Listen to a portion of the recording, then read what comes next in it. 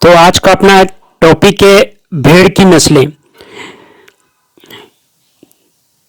विश्व में भेड़ों की लगभग 200 नस्लें पाई जाती हैं, जो शारीरिक आकार एवं उनकी विभिन्नता के कारण एक दूसरे के समान नहीं होती है। नस्लों की इतनी बड़ी संख्या अन्य किसी जाति में नहीं होती है। भेड़ की इन नस्लों का वर्गीकरण करना इतना आसान नहीं है। राइट नामक वैज्ञानिक ने 1954 में भेड़ों का वातावरण के आधार पर वर्गीकरण करके उन्हें 3 भागों में बांटा है। पहला है भेड़ों का दक्षिणी मरुस्थलीय समूह। ये भेड़ें भारत के गर्म मैदानी भाग तथा सहारा रेगिस्तान के दक्षिण भाग में पाई जाती हैं। भेड़ों का उत्तरी मरुस्थलीय समूह दूसरा है कि ये भेड़ें सहारा के उत्तरी रेगिस्तान के अलावा मध्य पूर्वी सीरिया से लेकर अफगानिस्तान के शुष्क भाग एवं पूर्वी मध्य एशिया के रेगिस्तानी भागों में पाई जाती हैं। तीसरा है भेड़ों का शीतोष्ण समूह। ये भेड़ें यूरोप के शीतोष्ण वातावरण में पाई जाती हैं।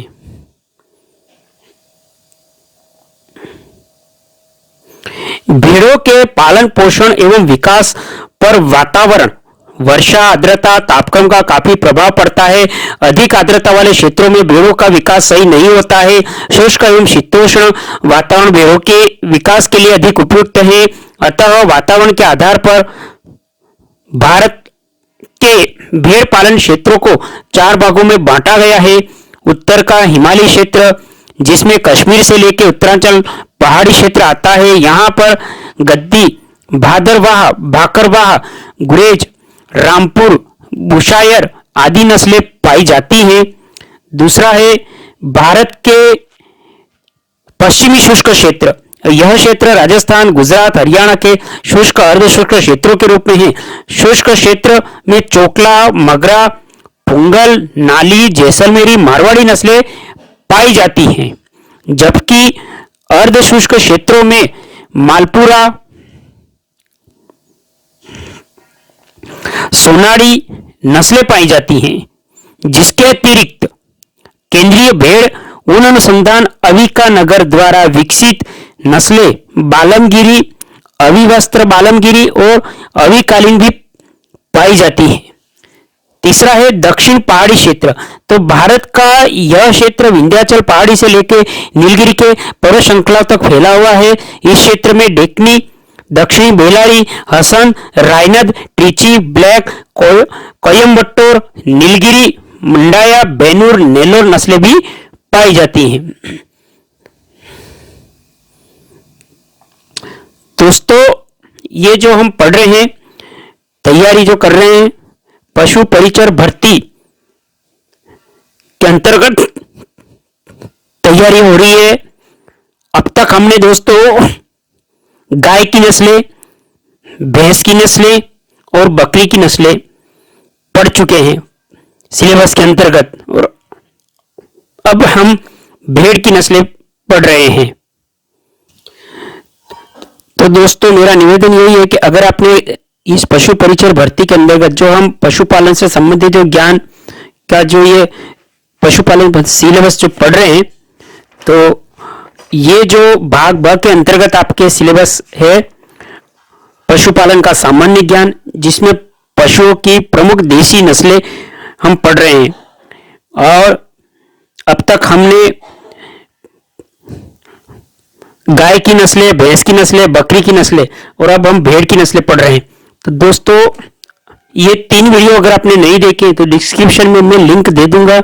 गाय की कितनी नस्लें हैं और उनकी क्या शारीरिक विशेषता है, उपयोगिता है, भैंस की और बकरी की, तो तीनों के लिंक इस वीडियो के अंतर्गत डिस्क्रिप्शन में दे दूंगा। तो इन वीडियो को जरूर देखें, जिससे यह भी आपको गाय की नस्लों के बारे में जो क्वेश्चन आ सकता है तो वो भी आपको पढ़ ले और एक शॉर्ट हैंड नोट्स दोस्तों बना ले। और जो दोस्तों ये जो बुक है, जो इमेज दे रहा हूं, देख रहे हैं आप, पशु परिचर भर्ती के अंतर्गत दक्ष बुक्स 2024 का एडिशन। इस बुक के अंतर्गत भाग अ में 105 अंक और भाग ब के अंतर्गत 45 अंक कंप्लीट अपडेट सिलेबस के साथ है। बुक बहुत शानदार कंटेंट के साथ है। इस बुक को आप इसकी साइड, इस जो इमेज में आपने देख रहे हैं आप, daksbooks.com ऑनलाइन के माध्यम से प्राप्त कर सकते हैं या अपने आसपास जहां आप रहते हैं बुक स्टोर के माध्यम से जो आपके नजदीक का है वहां से भी आप प्राप्त कर सकते हैं। दोस्तों बहुत अच्छी शानदार बुक है, कंटेंट के साथ आई है। तो बुक का विस्तृत अध्ययन करें और अपनी तैयारी को जारी रखें। दोस्तों चौथा है दोस्तों भारत का पूर्वी क्षेत्र। इस क्षेत्र में बिहार प्रदेश आता है जिसमें शाहबादी तथा छोटा नागपुरी नस्लें पाई जाती है। उपरोक्त नस्लों में से कुछ नस्लों का वर्णन निम्न प्रकार है, जैसे कि मारवाड़ी। अब है मूल स्थान एवं वितरण के आधार पे ये भेड़ें मारवाड़ क्षेत्र के जैसे पाली, जोधपुर, नागौर, सिरोही में मुख्यतः पाई जाती हैं। जिसके अतिरिक्त इन जिलों से लगे जिले अजमेर, भीलवाड़ा, उदयपुर, बाड़मेर के सीमांत क्षेत्रों में पाई जाती है।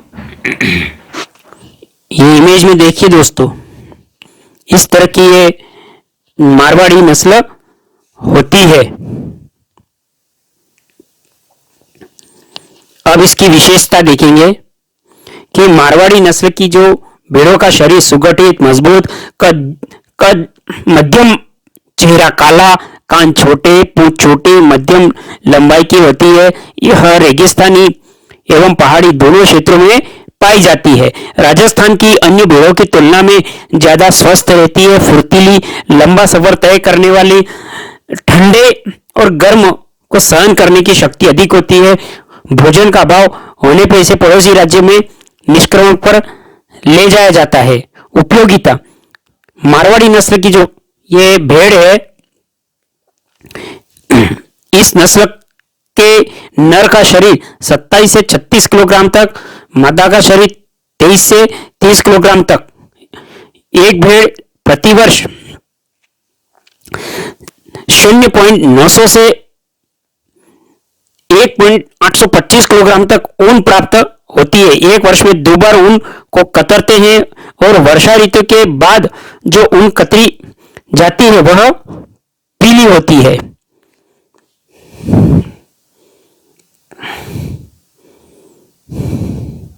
अब है जैसलमेरी।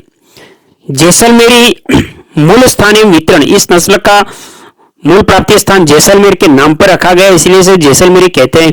जैसलमेर के अलावा यह नस्ल पड़ोसी जिला जोधपुर, बाड़मेर जिलों के सीमाओं पर भी पाई जाती है। विशेषताएं, शारीरिक रूप से यह नस्ल हष्ट-पुष्ट होती है, कद काठी अच्छी होती है, चेहरा भारी, चेहरे का रंग गहरा भूरा काला, पूंछ लंबे कान, नाक रोमन होती है। यह पूर्णतः रेगिस्तानी नस्ल की भेड़ है। अकाल के दिनों एवं विपरीत परिस्थितियों में ये भेड़ें बिना पानी पिए 3 से 4 दिन तक रह सकती हैं। अकाल के कारण कमजोर भेड़ों की मृत्यु हो जाती है। उपयोगिता, जैसलमेरी भेड़ के नर का वजन 32 से 45 किलोग्राम तक और मादा भेड़ 30 से 36 किलोग्राम तक होता है। शरीर भार अधिक होने के कारण मांस भी अधिक प्राप्त होता है। प्रतिवर्ष एक भेड़ से 1.825 से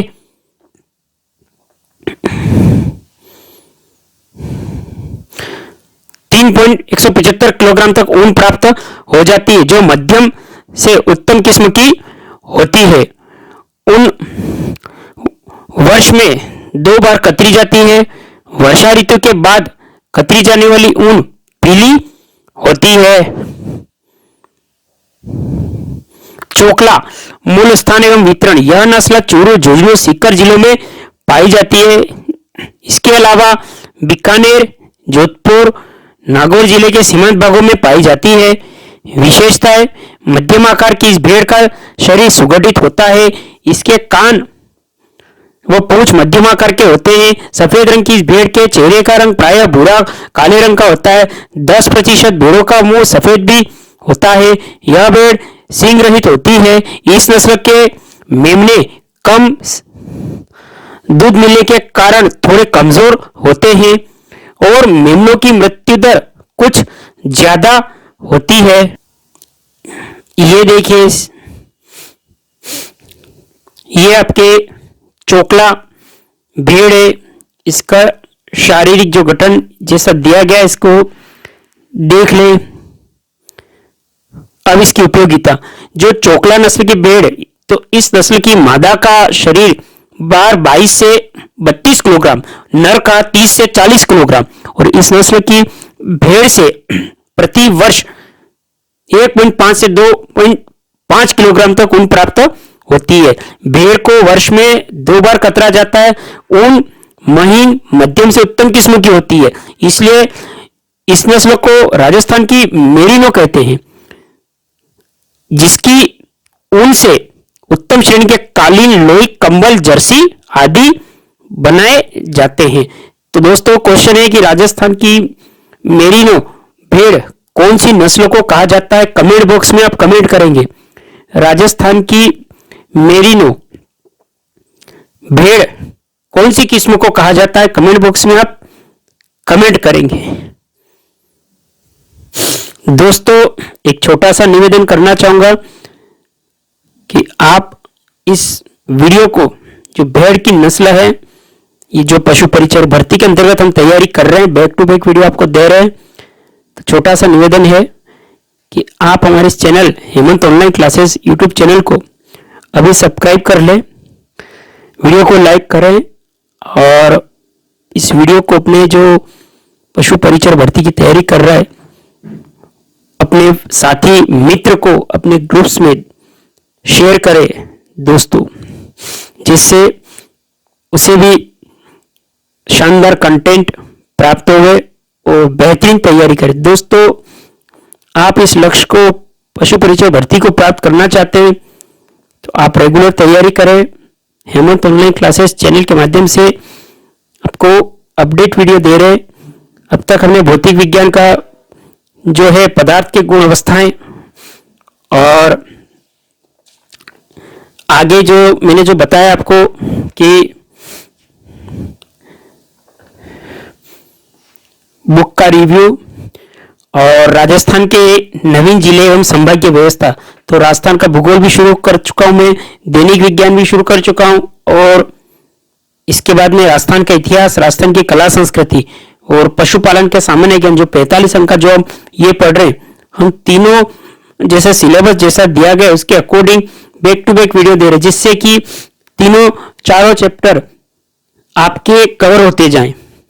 समग्र रूप से हमें सभी का अध्ययन करना है दोस्तों, जिससे कि काम और एक साथ हम पढ़ेंगे सभी को थोड़ा थोड़ा करके, तो सिलेबस का बर्डन नहीं रहेगा और हमें समय पे सिलेबस कंप्लीट करवाएंगे दोस्तों। तो चैनल पर पहली बार है दोस्तों, तो चैनल को अभी सब्सक्राइब करें, वीडियो को लाइक करें, वीडियो को शेयर करें दोस्तों। सकारात्मक सोच के साथ आप आगे बढ़े, पशु परिचय भर्ती के अंतर्गत रेगुलर तैयारी करें, शॉर्ट हैंड नोट्स बनाएं, अपना लक्ष्य को तय करें। लाइफ में अगर अच्छा चाहते हैं, सकारात्मक सोच के साथ आगे बढ़ें और रेगुलर तैयारी और कड़ी मेहनत करें, जिससे कि इस पशु परिचय भर्ती के अंतर्गत आपका सिलेक्शन हो सके। हाँ दोस्तों, इसी विश्वास और दृढ़ विश्वास के साथ आप तैयारी के साथ आगे बढ़ें। ईश्वर से हम यही कामना करते हैं चैनल के माध्यम से। ये जो दोस्तों आपका परिवार है, आप इस भर्ती में पूर्ण रूप से सफल होंगे। और अवश्य सफल होंगे।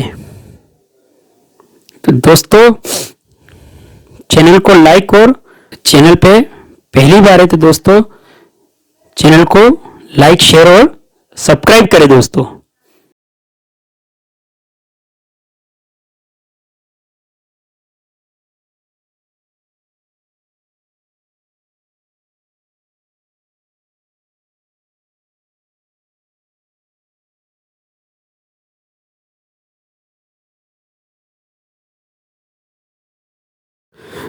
दोस्तों अब है चौथे नंबर की जो भेड़ है, किस्म है वह है मालपुरा।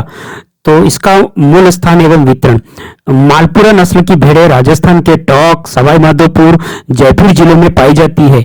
इसके अतिरिक्त इस नस्ल के पशु अजमेर, भीलवाड़ा, बूंदी जिलों के सीमांत क्षेत्रों में भी पाए जाते हैं। उपयोगिता, इसकी मालपुरा की जो उपयोगिता है इसके बारे में अध्ययन करेंगे कि मालपुरा जो नस्ल की जो भेड़ होती है इसमें नर भेड़ के शरीर का भार 30 से 34 किलोग्राम 30 से 34 किलोग्राम तथा मादा का भार 25 से 30 किलोग्राम तक होता है। और यह नस्ल मांस के लिए उपयुक्त है और प्रतिवर्ष एक भेड़ से 0.680 से 1.360 किलोग्राम तक ऊन प्राप्त होती है प्रतिवर्ष। ऊन अधिक मोटी अर्थात निम्न श्रेणी की होती है जो गमदे गलीचे बनाने के काम आती है। इस नस्ल के पशु केंद्रीय भेड़ एवं ऊन अनुसंधान अविकानगर मालपुरा में संकरण हेतु रखे जाते हैं।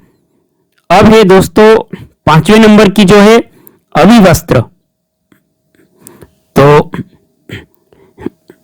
अविवस्त्र यह नस्ल केंद्रीय भेड़ ऊन अनुसंधान अविकानगर मालपुरा जिला टोंक पर रेम्बुले नस्ल के मेरिनो भेड़ों तथा राजस्थान की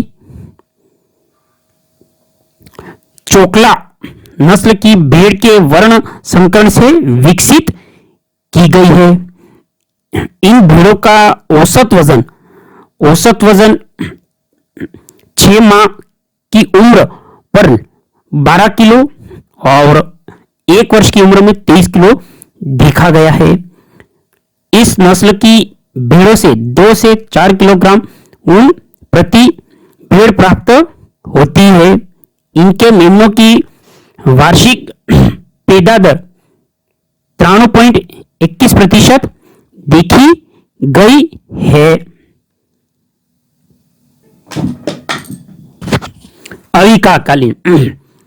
अविकाकालीन इस नस्ल की भेड़ें रेम्बुले नस्ल के मेड़ो नर तथा मालपुरा नस्ल की भेड़ों और मादा के संकरण से तैयार की गई है और उन्हें भी केंद्रीय भेड़ ऊन अनुसंधान संस्थान अविकानगर मालपुरा जिला टोंक पर विकसित किया गया। और इस नस्ल की भेड़ों की ऊन पतली होती है। 1 वर्ष की उम्र पर इस नस्ल की भेड़ों का शारीरिक वजन 25 किलोग्राम तक होता है। इन भेड़ों से 6 माह में लगभग शारीरिक वजन 25 किलोग्राम होता है। इन भेड़ों से 6 माह में लगभग 1.13 किलोग्राम ऊन प्राप्त होती है।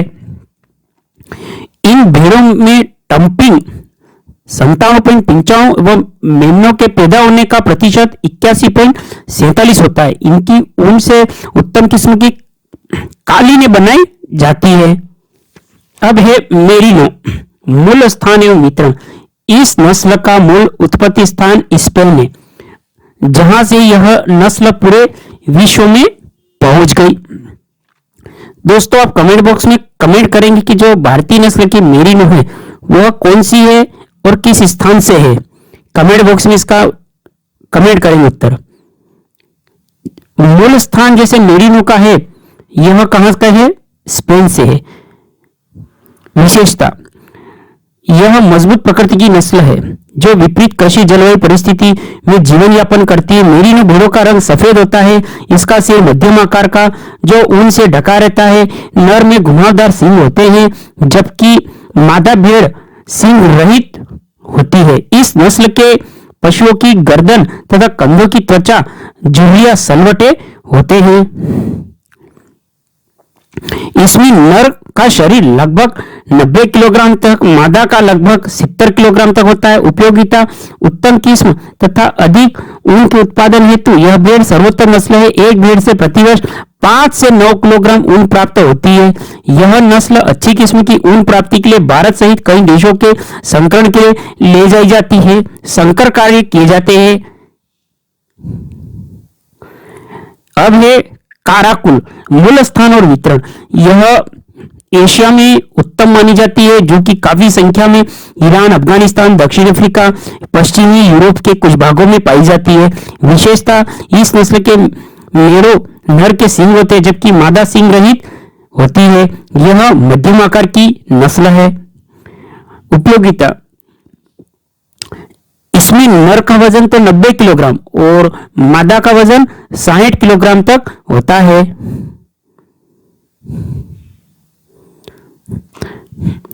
कि वजन 60 किलोग्राम मादा का होता है और नर का होता है 90 किलोग्राम। यह नस्ल मांस के लिए तो उपयोगी है। इस नस्ल को खासतौर से पेल्ट के लिए पाला जाता है। इसके मेमनों को कुछ ही दिनों में मारकर उनसे घुंघराली ऊन वाली खाल प्राप्त होती है, जिससे टोपी या सर्दियों के लिए महंगे वस्त्र बनाए जाते हैं। दोस्तों, ये जो भेड़ों की नस्ल से संबंधित का चैप्टर आज कंप्लीट हुआ। दोस्तों, जो क्वेश्चन बीच में पढ़ा है मैंने पूछे हैं व्याख्यात्मक रूप से, जैसे कि चोकला नस्ल की भेड़ यह कहां से बिलोंग करती है और अपने जो राजस्थान के अंतर्गत है उसको कौन सी मेरिनो कहते हैं। राजस्थान की मेरिनो जो भेड़ है वो कौन सी नस्ल की और कहां से संबंध रखती है, ये आपको कमेंट बॉक्स में भी कमेंट करना है, उनको उत्तर देना है। क्योंकि आप ऐसे छोटे छोटे शॉर्ट हैंड नोट्स बनाते जाएंगे तो दोस्तों आपके लिए उपयुक्त रहेगा, जो एग्जाम के समय आपके लिए रिकॉल हो जाएगा और शानदार आपके शॉर्ट हैंड नोट्स बनेंगे। एक दोस्तों आप कमेंट बॉक्स में एक क्वेश्चन फ्री है कि जो ऊन अनुसंधान केंद्र राजस्थान का है वो राजस्थान के किस जिले से है। अविका नगर कहां पे है, जिले का नाम और वह कमेंट बॉक्स में कमेंट करेंगे। जब भी आप वीडियो देखें ये कमेंट बॉक्स में इसके उत्तर आप कमेंट के माध्यम से दे दें, जिससे मुझे पता चले कि आप वीडियो में अपनी तैयारी कैसे कर रहे हैं।